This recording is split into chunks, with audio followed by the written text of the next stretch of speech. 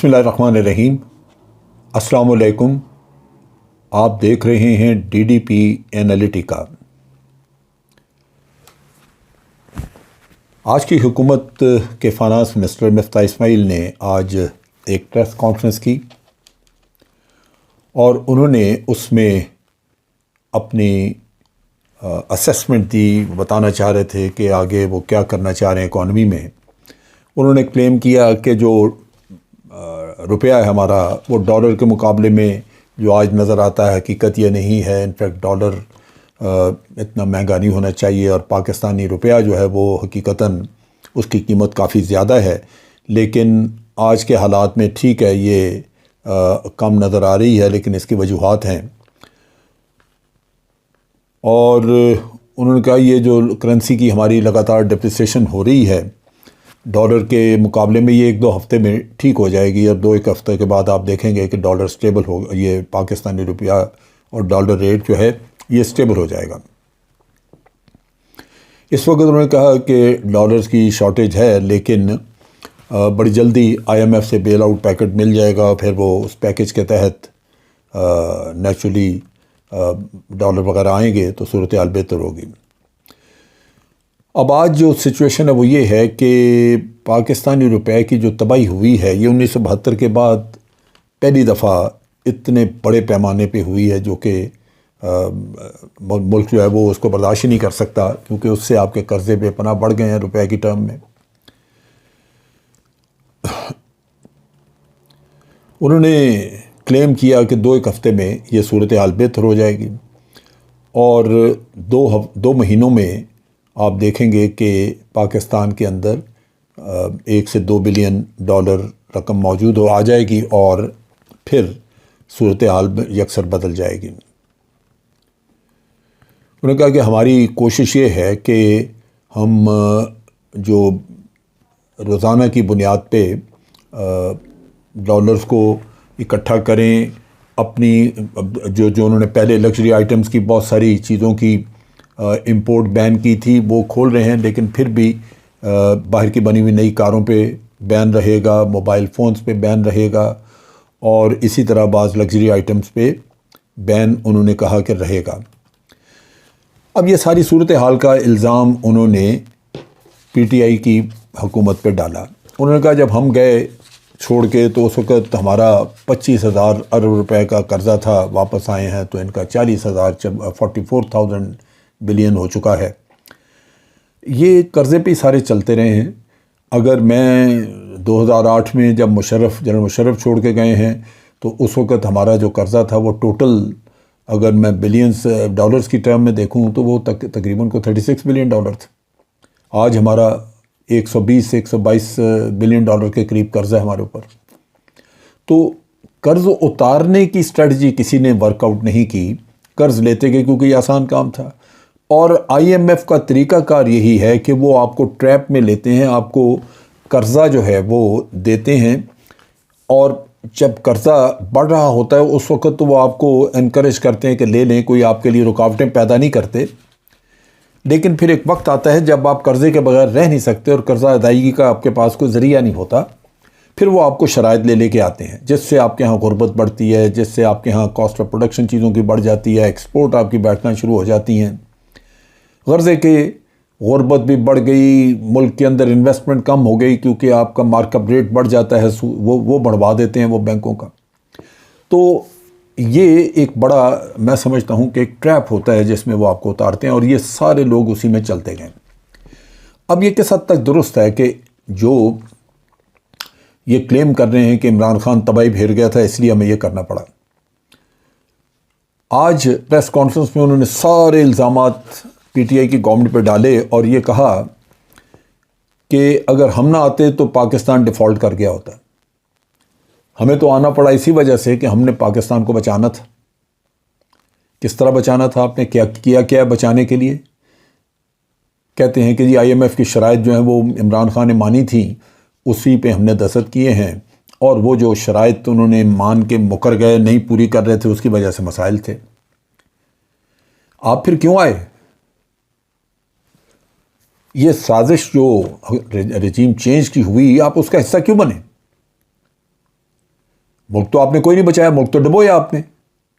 اس وقت جو اکانومی کی صورتحال ہے، ان کے 3 مہینوں کے اندر 57 روپیز ڈالر جو ہے وہ اس کی وہ گین کر گیا ہے، روپیہ 57 روپیز نیچے چلا گیا۔ کبھی اتنے تھوڑے وقت میں اس طرح کی تباہی نہیں مچی۔ آپ کے ریزرو جس طرح عمران خان چھوڑ کے گیا تھا، کیا اتنے ہیں؟ آج 9 بلین ڈالر کے ریزروز ہیں، جو کہ آدھے نہیں رہے۔ اسی طرح اب یہ جو جن کو آپ اچیومنٹ کہہ رہے ہیں، وہ آپ دیکھیے کہ آپ کی S P I all time high 38%، highest interest rate 1998 کے بعد آج 98 سے لے کے آج دن تک کبھی بھی اتنا انٹرسٹ ریٹ نہیں ہوا جو آج آپ دے رہے ہیں۔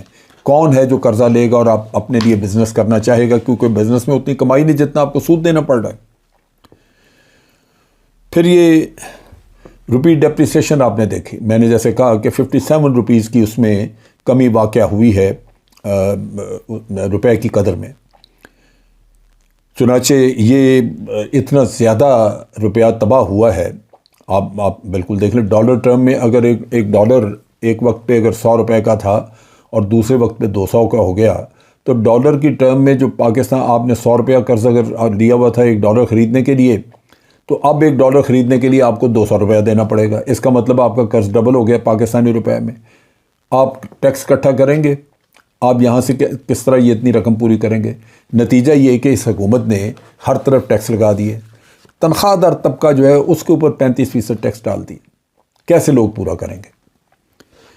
پھر آپ دیکھیے کہ 4 مہینوں میں انہوں نے 10,000 ارب روپیہ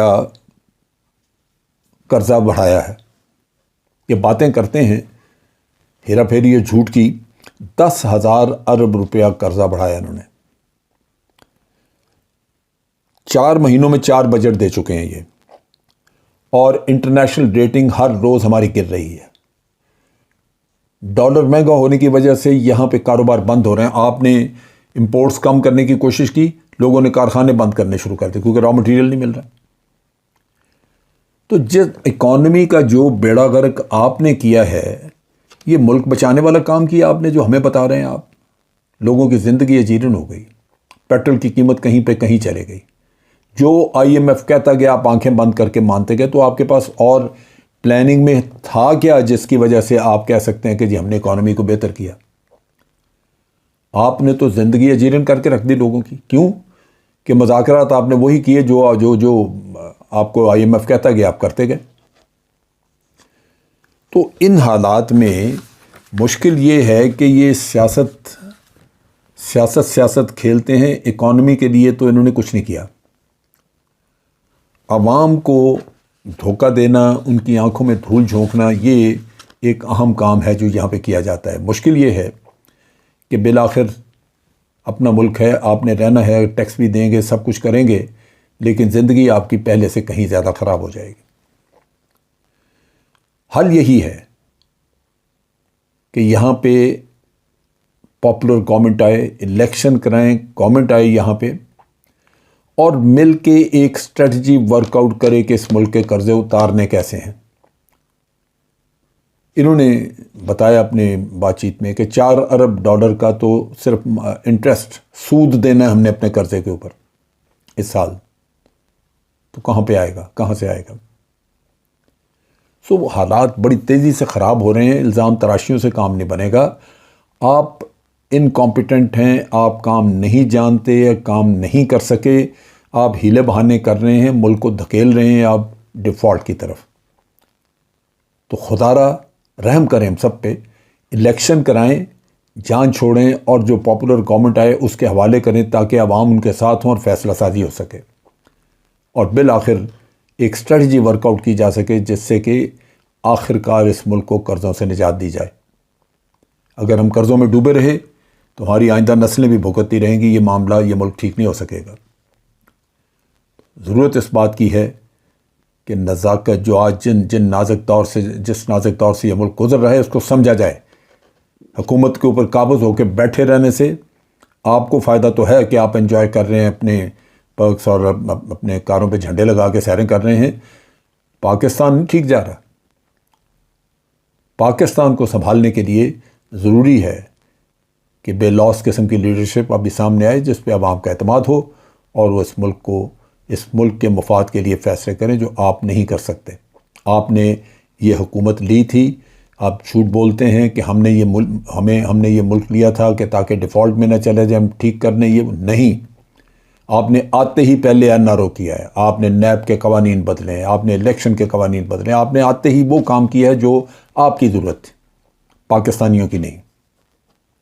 اور جب تک یہ چیزیں ایک پاپولر گورنمنٹ آ کے ہینڈل نہیں کرے گی جس کے نزدیک عوام کا مفاد پہلے ہو کر اپنا بعد میں، یہ ٹھیک نہیں ہوگی چیزیں یہاں پہ، یہ ملک اسی طرح رہے گا۔ تو آپ خدا را جان چھوڑیں اور اس ملک میں ایک پاپولر گورنمنٹ کو آنے دیں۔ آج کے لیے اتنا ہی۔ افواج پاکستان زندہ باد، پاکستان پائندہ باد۔